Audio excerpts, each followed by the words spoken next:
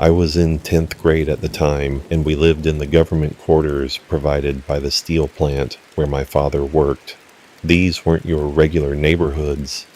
This was an entire planned township with sectors, playgrounds, schools. But over the years, things changed. Since the steel plant came into existence, rumors had spread that the low housing quarters, especially in Sector 1B, were strange. This sector was very close to forest, which made people anxious. One family reported that they woke up at midnight only to find a snake crawling in the kitchen. Due to this, people just stopped living there. Most of the homes were abandoned. Imagine a row of over 20 quarters, each quarter housing 6 families, now standing mostly empty. Only around 40% were still occupied, and even those were mostly new recruits or newly married couples trying to grab a cheap place. The rest left to rot. One night, it was my friend Arnold's birthday. Arnold had one of those strict Indian moms who would beat him if he so much as looked at someone wrong. I once saw her beat the pulp out of him, so when he got permission to stay out late, we knew this was a golden opportunity. It was me, Arnold, and 2 other friends, Alex and Ashok. We had dinner at a restaurant nearby, and as we left, the clock struck 10 p.m. We still had time before our curfew, 12 a.m., so I suggested something. Why don't we check the abandoned quarters in Sector 1B? Everyone hesitated for a second, but then nodded. The thrill of doing something forbidden pulled us in. We strolled toward Sector 1B. The streetlights here were broken or dim. The path ahead was mostly lit by the moonlight. We reached the first abandoned quarter. Broken windows, rusted iron grills, shattered mirror shards on the floor. Plants had crawled into the building. Complete vegetation took over the building. The second and third quarters were no different. A creepy silence, interrupted only by our footsteps and the occasional mosquito buzz. By the time we reached the fourth quarter, we weren't speaking much, not out of fear, just tired and starting to feel like all quarters were the same. Then someone, I don't remember who, said, Let's make it interesting. Rock, paper, scissors. Loser has to go in alone, climb to the terrace, and wave at us from there. We laughed, but we played. Alex lost. He tried making excuses. Bro, it's getting late. I can't. I have asthma. I think I saw a snake. We didn't buy it. We're not leaving till we see a way from the top, man. Reluctantly, Alex agreed. He took a deep breath and entered the fourth quarter. We stood silently, waiting, joking around. Then, we heard it. A girl's moan. Faint, muffled. We froze. Did we just hear what we think we heard? We leaned closer to the broken window, barely breathing. Yes, someone was doing it inside an abandoned, rotting building at 10:30 p.m. in a place crawling with mosquitoes and God knows what else. We were dying of laughter inside, like when something funny happens in class, but you can't laugh out loud or you'll get caught. Then, silence. The moaning stopped. We heard footsteps, fast footsteps, coming toward us. Suddenly, Alex burst out of the front door, panicked. They have a gun! Before we could react, a gunshot pierced the air behind him. We didn't look back. We ran. Adrenaline shot through us as we dashed through the overgrown path, past broken fences, thorns tearing at our legs. We didn't stop running until we reached the main road, panting, terrified. We sat down, trying to make sense of what just happened. A gun? In India? In an abandoned quarter? It's incredibly difficult to legally own a firearm in India, and we couldn't think of anyone in that entire area who would even need one. We didn't tell anyone, no police, no elders. We didn't have phones. And Arnold was already on the verge of missing curfew. His parents would have skinned him alive, so we swore to never talk about it. But even now, years later, I think about that night. What were those people doing in that place? Was it really just a couple, or something more sinister? And who carries a gun to an abandoned quarter in the middle of the night?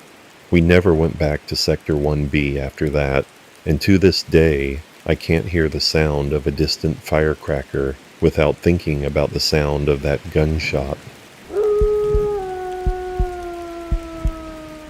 This happened when I was in 6th grade.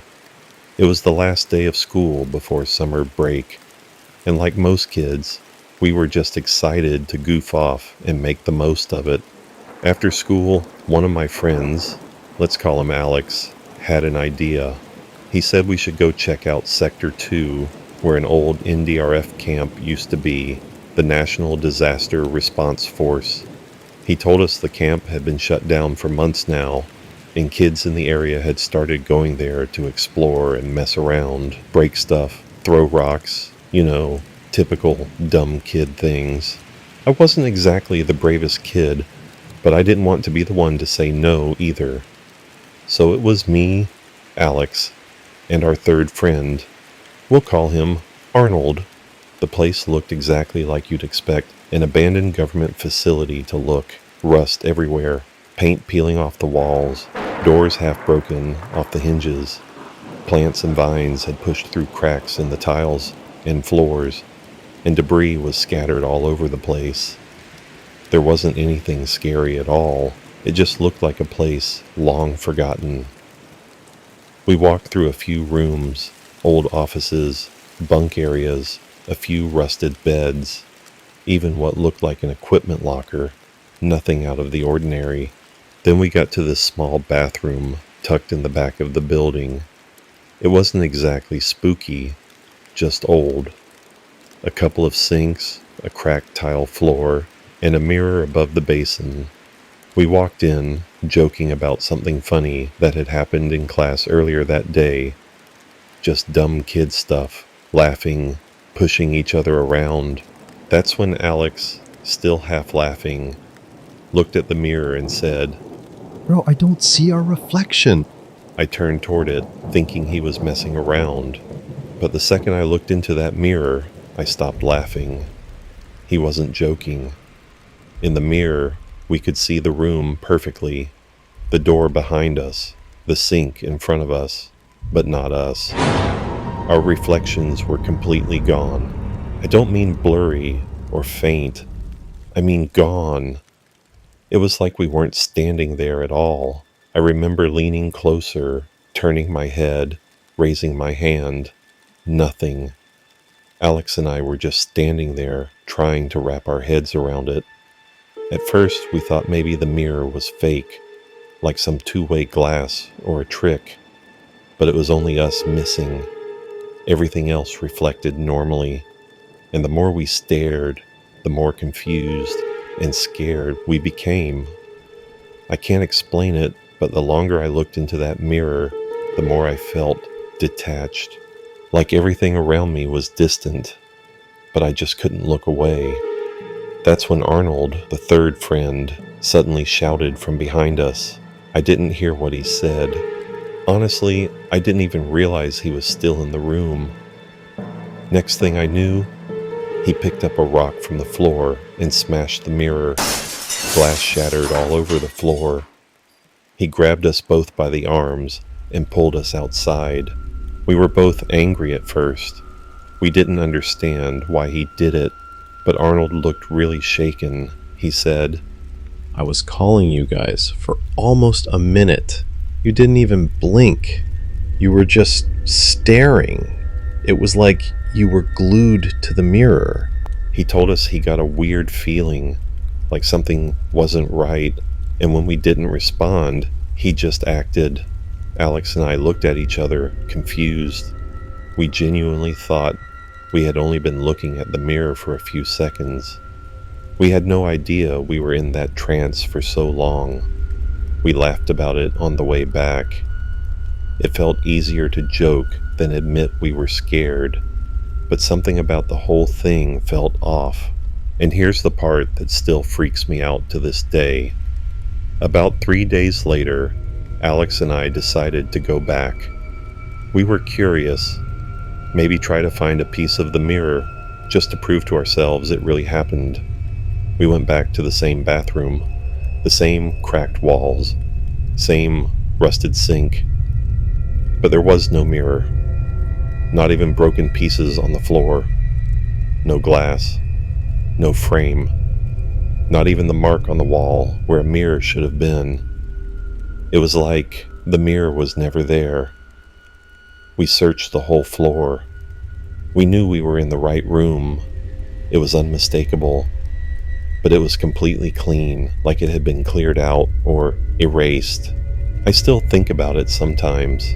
I've never believed in ghosts or the paranormal, but that mirror, that feeling, the way we just disappeared in our reflection and lost time, I don't know what to believe anymore, and I've never gone back since. This happened to me when I was in 8th grade. My dad had suffered a heart attack and was rushed to a government hospital. It was a stressful time.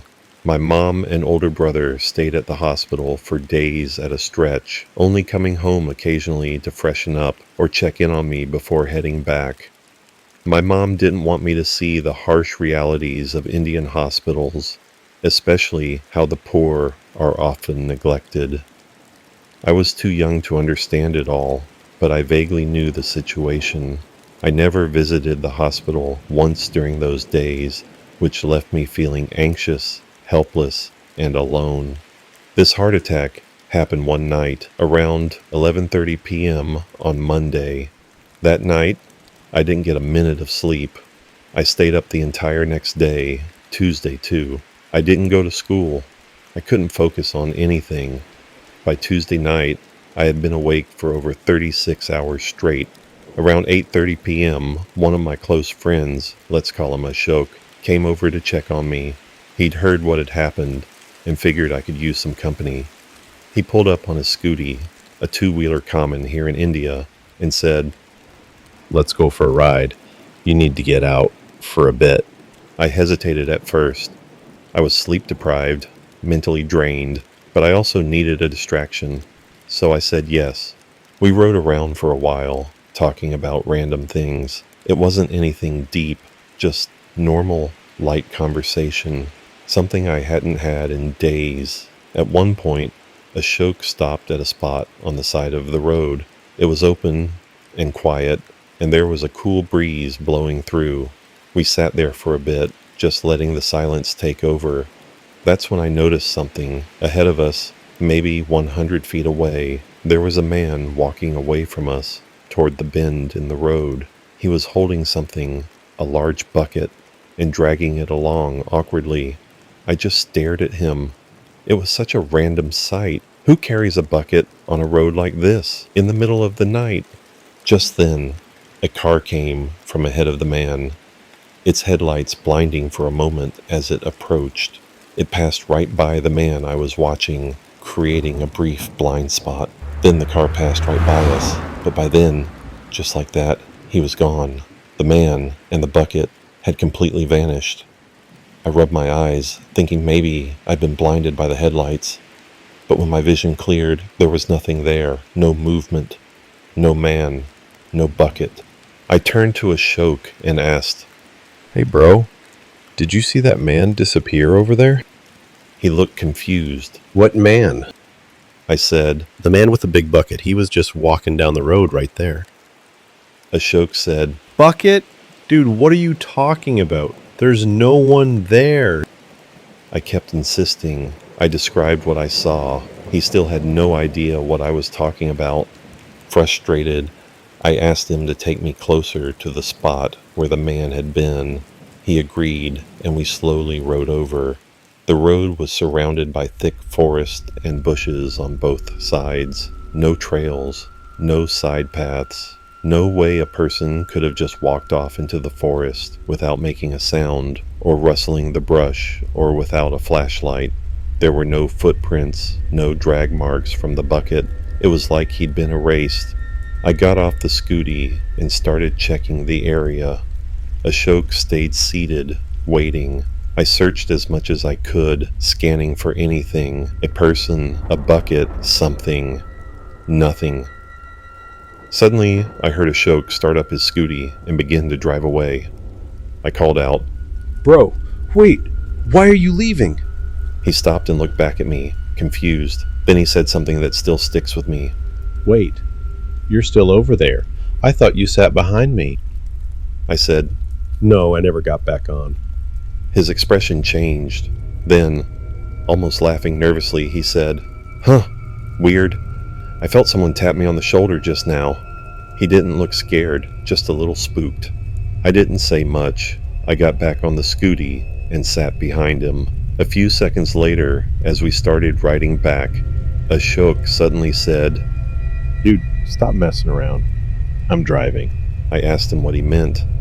He said, Stop touching my shoulders, bro. But I wasn't touching him. My hands were holding the seat behind me. I said, I didn't touch your shoulders. That's when he froze for a second. Then, without saying another word, he slammed the accelerator and started speeding down the road. We were going close to 80 kilometers an hour, faster than that old scooty had probably ever gone. He didn't say anything else for the rest of the ride. When we got home, neither of us brought it up again. There was no point. No one would believe us. I like to tell myself that I was just sleep deprived from my father's incident, that maybe I was hallucinating, that the man with the bucket was just something my mind made up, and maybe Ashok's experiences, the tapping on the shoulder, were just paranoia, a reaction to my story messing with his head. At least, that's what I want to believe. But deep down, I know he believed me, because I saw it in his face. The moment he realized something touched him that wasn't me, he knew, and whatever it was, we will never experience that again.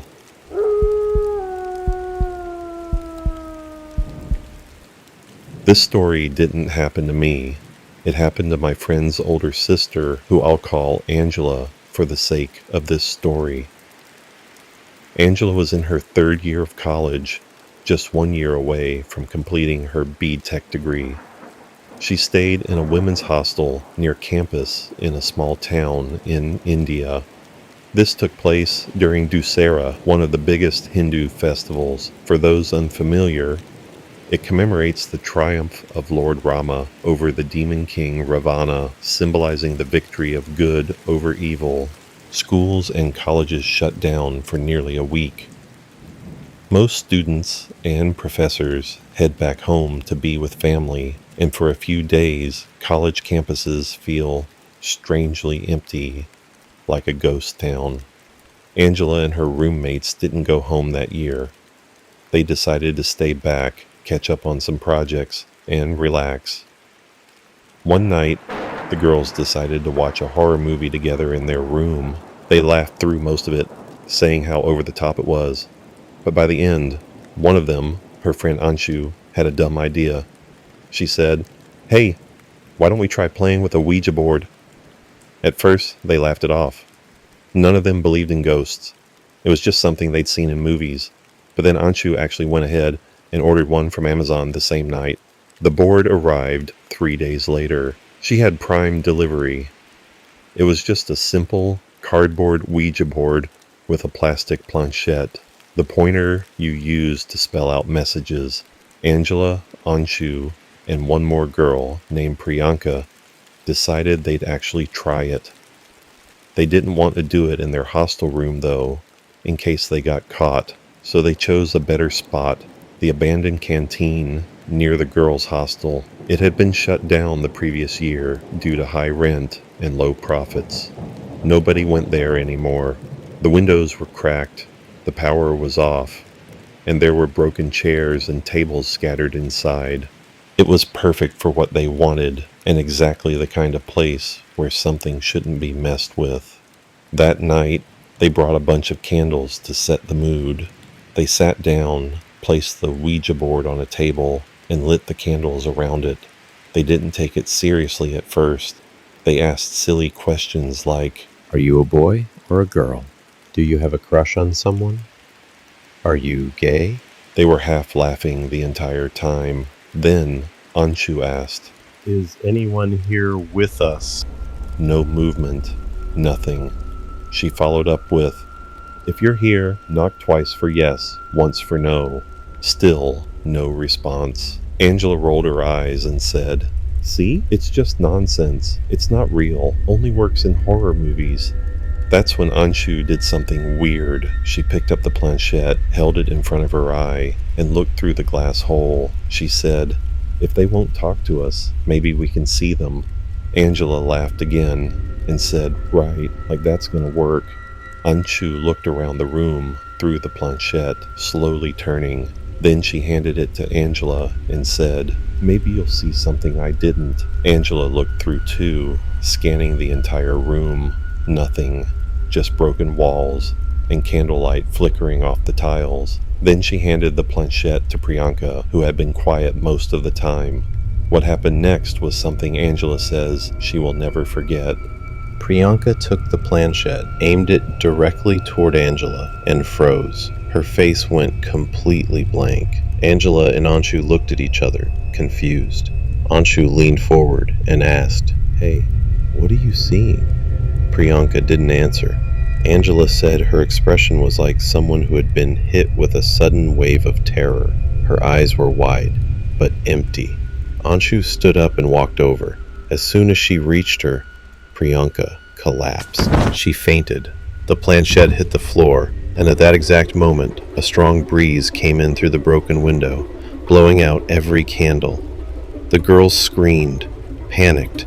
They picked up Priyanka, got out of the canteen, and ran straight to the hostel dispensary. Angela says she was shaking the entire time.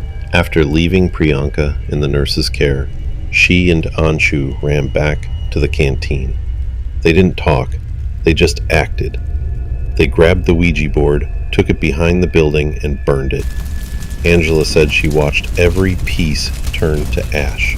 She didn't care if people thought it was superstition. She needed it gone. Then they ran back to check on Priyanka. She had just woken up, but she wasn't speaking. She wouldn't make eye contact with anyone. She looked like someone who had been completely shattered inside. For the next few days, she barely spoke.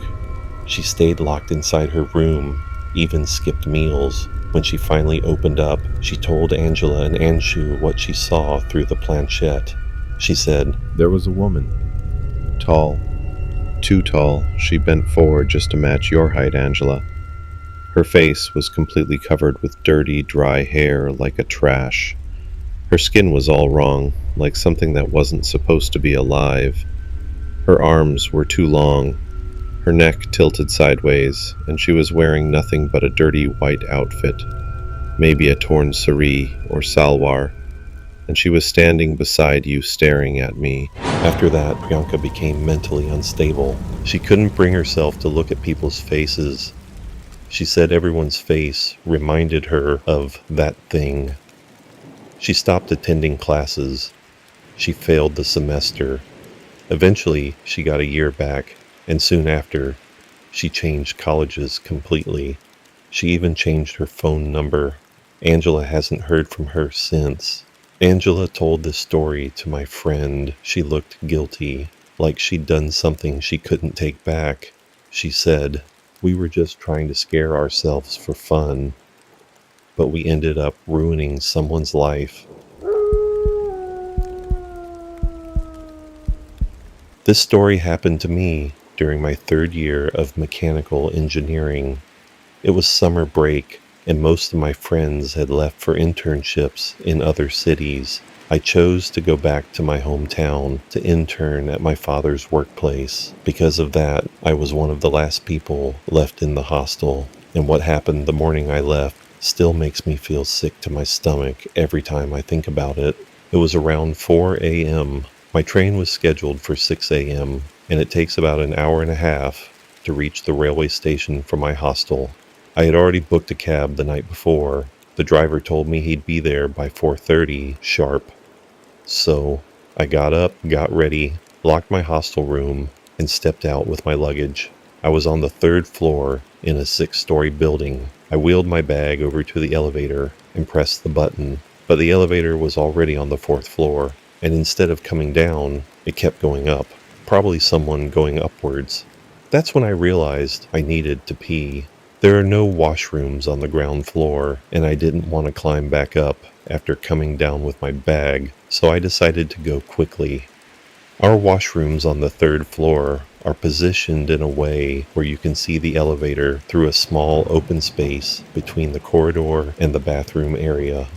So I left my luggage near the elevator and went to relieve myself, and that's when I heard it, a loud bang, followed by a short, deep vibration under my feet, the kind of sound you don't forget, like something massive just slammed into the ground. At first, I thought maybe my trolley bag had rolled down the stairs and fallen, but when I rushed out of the washroom and turned toward the elevator, my blood ran cold. The elevator had fallen. The doors on the ground floor were wide open, and the cabin had dropped all the way down past the lowest level. I could barely see the top of the elevator car. It was deep below where the ground floor ended, as if the shaft went into some pit. The elevator doors, they kept opening and shutting every few seconds, each time with a loud thud. It felt like I was watching a scene from Final Destination unfold, and I wasn't even supposed to be alive for it. That moment hit me like a brick. If I hadn't stopped to pee, I would have been in that elevator. There's no way I would have come out of that without broken bones, or worse, death. And this was supposed to be the start of my internship break, a crucial time in my life. I was furious and scared. I tried calling the college office, but it was 4 a.m. during the summer holidays. Obviously, no one picked up. So I banged on my friend's door like a madman. He was still staying in the hostel and luckily woke up. I ranted about what happened, and he promised he'd report it to the administration the next day. He was the type of guy who'd cause a scene if food was served cold in the mess, so that actually gave me some relief. Eventually, I left for the station. But the whole train ride, I couldn't stop thinking about it. That elevator drop, the way those doors kept slamming open and shut, the fact that if I hadn't had to pee in that exact moment, I would have gotten inside. That one small decision probably saved me from months of recovery or something much worse. To this day, I have a hard time stepping into an elevator alone, especially in buildings that feel empty.